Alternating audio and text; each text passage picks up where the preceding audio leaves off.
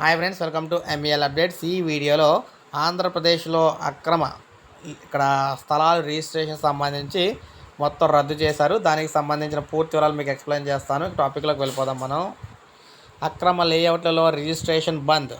రాష్ట్ర వ్యాప్తంగా ప్రభుత్వ అనుమతి లేకుండా 88,618 ఎకరాల్లో 18,632 లేఅవుట్లు.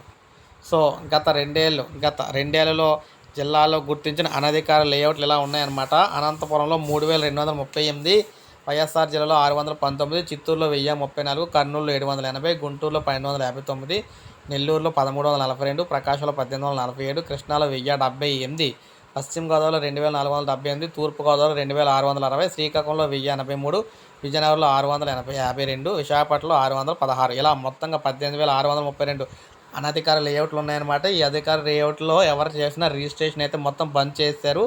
సో అక్కడ రిజిస్ట్రేషన్ అయితే అవ్వదన్నమాట. 2020 జనవరి 7కు ముందు రిజిస్ట్రేషన్ చేసుకుంటే ఓకే తప్ప ఇప్పుడు రిజిస్ట్రేషన్ చేయడం అయితే జరగని పని అనమాట. సో అందువల్ల సర్వే నెంబర్లతో సహా సబ్ రిజిస్ట్రేషన్కి అయితే పంపించాలి, ఇవన్నీ కూడా ఆపేయాలని. సో ఈ లేఅవుట్లు ఏవైతే ఉన్నాయో ఇక్కడ తీసుకున్న వారందరూ కూడా ఇక్కడ ఎందుకు పనికి రాకుండా పోతుందన్నమాట, రిజిస్ట్రేషన్ చేసుకోలేని వారందరికీ కూడా. సో అందరూ గమనించగలరు.